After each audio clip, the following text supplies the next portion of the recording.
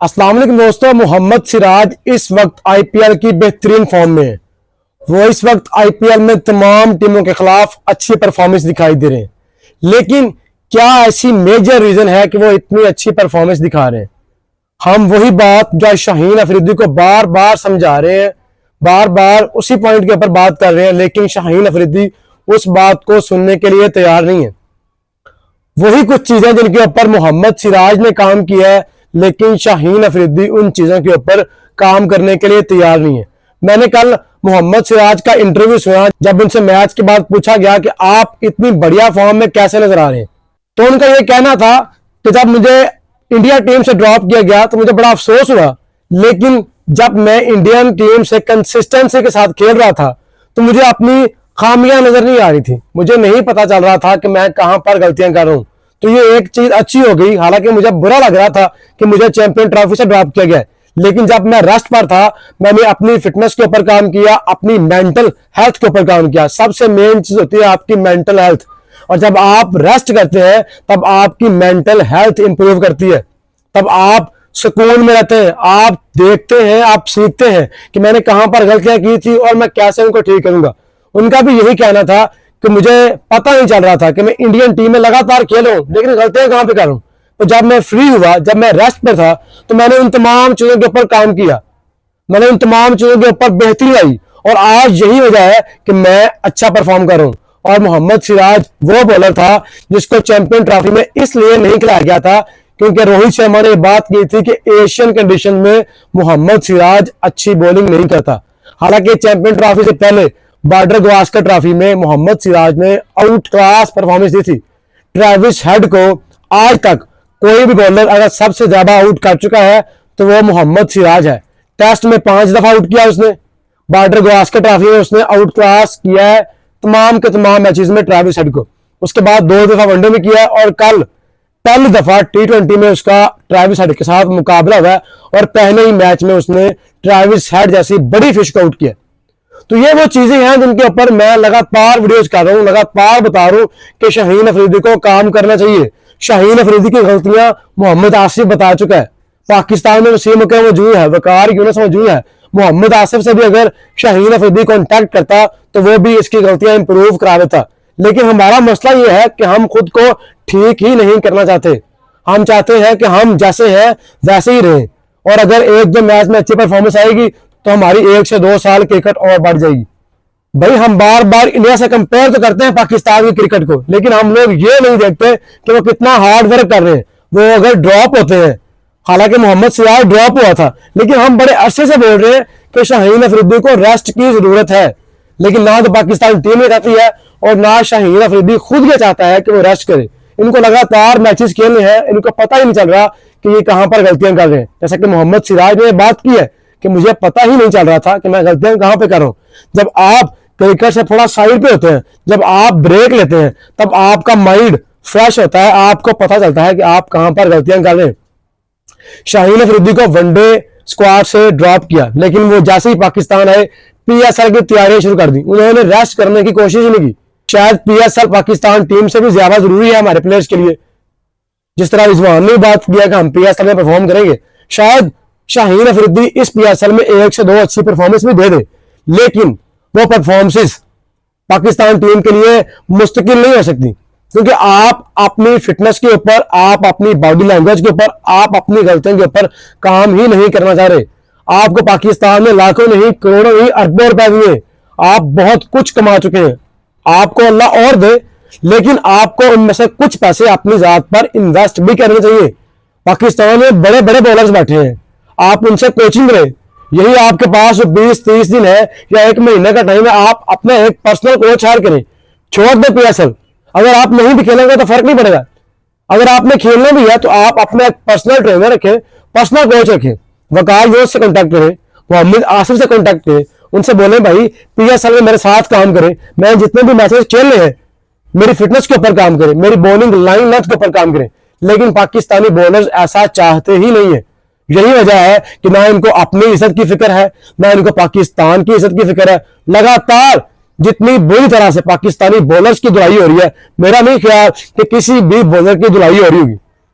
India में Glenn McGrath एक domestic team के साथ काम कर रहे हैं। गिलान मैगरा दुनिया के अजीम बॉलर में शुमार होता है, लेकिन हमारे बॉलर्स, हमारा पाकिस्तान क्रिकेट बोर्ड, हमारी डोमेस्टिक टीमें किसी भी बड़े कोच को अप्रोच नहीं करते। हम लोग सिर्फ पाकिस्तानी कोच को अप्रोच करते हैं, और पाकिस्तानी कोचेस का मसला ये है कि वो खुद को बड़ा सुपरस्टार समझते हैं, और शायद उनके पास इतना टाइम भी नहीं होता, क्योंकि वो एज एक्सपर्ट भी काम कर रहे हैं, एज ए मेंटोर भी काम कर रहे हैं, एज ए कमेंटेटर भी काम कर रहे हैं। तो आप वो कोच ढूंढे अपने लिए, डोमेस्टिक के लिए, पाकिस्तान क्रिकेट टीम के लिए, जो फ्री हो, जो सिर्फ एक कोचिंग करे। गिलेन मैगरा को इंडिया में देखा, मुझे बड़ी हैरानगी भी हुई और बहुत खुशी भी हुई कि इंडिया आगे कैसे जा रहा है, इंडिया किस तरह नीचे से काम कर रहा है। हमारे लोग तो ऊपर नेशनल टीम में वैसा काम नहीं कर रहे। पिछले दिनों में विम्बर सहवाग का एक इंटरव्यू सुन रहा था, जिसमें उन्होंने एशिया के टॉप 5 बैटर बताए, दुनिया के टॉप 5 बैटर बताए, और इसमें नंबर 3 पर थे इंजमामुल हक।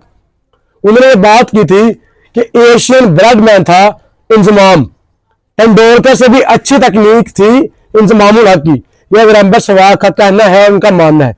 लेकिन हमने अगर इंजमाम को यूज भी किया तो एज ए चीफ सेलेक्टर किया।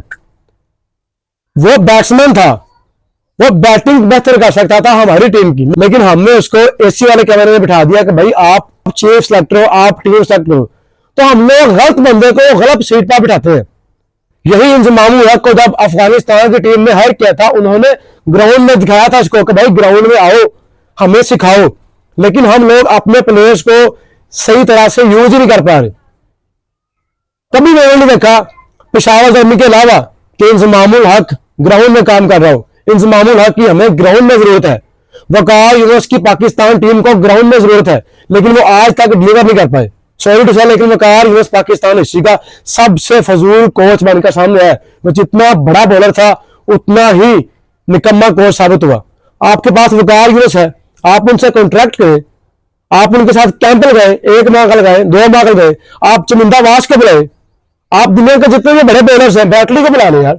शोएब अख्तर आपके पास मौजूद है, मोहम्मद आमिर रिटायर्ड है, मेरे ख्याल में उसके पास भी बहुत ज्यादा स्किल्स है अगर हम उसको यूज करना चाहें। मोहम्मद आसिफ जितनी रिस्ट उसके काम करती थी, लेकिन हम लोग उनके कैरियर को लेकर उनसे काम ही नहीं लेना चाहते, और यही वजह है कि हम लोग डाउनफॉल का शिकार है। हम नहीं चाहते कि हम अपनी क्रिकेट स्किल्स के ऊपर काम करें। इंडिया हमसे इसलिए आगे जा रहा है, इंडिया में आए रोज एक से एक नया प्लेयर सामने आ रहा है, और उसके पीछे रीजन यही है कि उनके फॉर्मर प्लेयर्स और दुनिया के तमाम बड़े फॉर्मर प्लेयर्स को वो अपनी क्रिकेट के साथ अटैच कर रहे हैं, अपने लड़कों के साथ काम करवा रहे हैं। जब आपका लड़का अंडर 19 से अंडर 15 से इतनी छोटी उम्र से बड़े प्लेयर्स के साथ काम करता है, उसका कॉन्फिडेंस लेवल ही कुछ और होता है। लेकिन हमारे यहाँ बदकिस्मती ये है कि अभी तक हमारे कोचेस सिर्फ ये समझा रहे हैं कि ऑफ वाली बॉल को ऑफ पर खेलना है। उनको भी शायद पता है, मोहम्मद यूसुफ को भी शायद इस बात का इल्म है कि मोहम्मद रिजवान को जितनी दफा मर्जी समझाऊं, इसमें गोदा लगा के लग भी नहीं जाना। तो ये बहुत बड़े इश्यूज हैं पाकिस्तान क्रिकेट टीम के। अभी तो पाकिस्तान टीम दलदल में फंस चुकी है, समझ में आता किस तरफ से निकालना है। एक तरफ से निकालेंगे तो दूसरी तरफ नीचे जा रही है। पाकिस्तान टीम को चारों तरफ से निकालना होगा, लेकिन ना तो हमारे प्लेयर्स अपने ऊपर काम करना चाह रहे, ना हमारी टीम। तो आप इस मिसाल से सीखें कि मोहम्मद सिराज जो 2 महीने टीम से दूर रहा और आते ही उसने आउट क्लास परफॉर्मेंस दी है। आरसीबी के खिलाफ 3 आउट किए, हैदराबाद के खिलाफ हैदराबाद के ग्राउंड में 4 खिलाड़ी आउट किए, आईपीएल में अपनी 100 विकेटें पूरी की है, और बेस्ट बॉलिंग फिगर भी कल हासिल किया। इससे पहले 4 आउट करके 21 रन दिए हुए थे उन्होंने आईपीएल में, कल 17 रन देकर 4 खिलाड़ी आउट किए। तो उनसे हमें सीखना चाहिए, बल्कि किसी भी प्लेयर से बात सीखनी चाहिए कि रेस्ट कितना जरूरी है। जब विराट कोहली फॉर्म में नहीं होता, वो रेस्ट करता है, वो खुद बोलता है कि मैं ये सीरीज नहीं खेलूंगा, मुझे अपनी मेंटल हेल्थ के ऊपर काम करना है। जब आपके ऊपर बहुत ज्यादा ट्रोलिंग होती है, तब आपकी मेंटल हेल्थ खराब होती है, और उसको मेंटेन करने के लिए आपको रेस्ट करना पड़ता है। लेकिन शायद पाकिस्तान टीम में इतना हौसला नहीं है, पाकिस्तान क्रिकेट टीम के प्लेयर्स में इतना हौसला नहीं है कि अगर हम लोग रेस्ट करेंगे तो हमें टीम से अगले सीरीज में ड्रॉप कर दिया जाएगा, हमसे अच्छे प्लेयर्स ना आ जाए। ये है हमारी असल वजह। बाबर आजम को सारी दुनिया बोल रही है कि तुम्हारे स्टैंस में मसला आ चुका है। क्या उसने खुद को ठीक करने की कोशिश की है?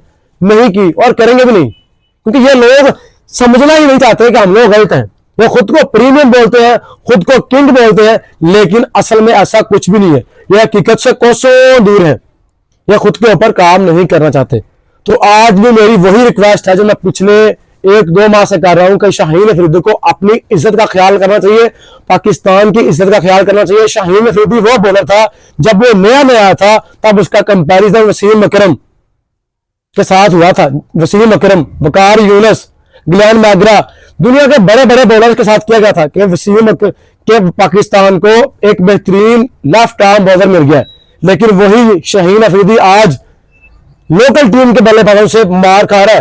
लोग ये बात करते हैं, डोमेस्टिक पाकिस्तान डोमेस्टिक के प्लेयर्स ये बात करते हैं कि शाहीन को गुस्सा दिलाना बहुत आसान है, इसको एक छक्का मारो ये गुस्से में आता है, ये हाइपर रहता है। तो इसलिए मैं बोल रहा हूं कि आपकी मेंटल हेल्थ डिस्टर्ब हो चुकी है, आपको काम करना है अपनी मेंटल हेल्थ के ऊपर। यही वजह है कि जब शाहीन अफरीदी को 2 छक्के पड़ते हैं तो 2 यह खुद खाता है। खुद क्यों खाता है इसको समझ नहीं आती, लाइन लेंथ भी हो जाता है।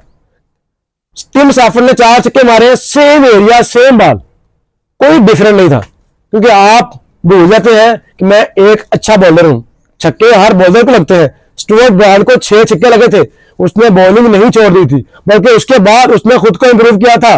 बेन स्टोक को T20 वर्ल्ड कप के फाइनल में 4 छक्के लगे थे पहली 4 बॉलों पे, लेकिन उसने क्रिकेट नहीं छोड़ी, ना वो हाइपर हुआ, ना वो लड़ने गया, उसने खुद को इंप्रूव किया।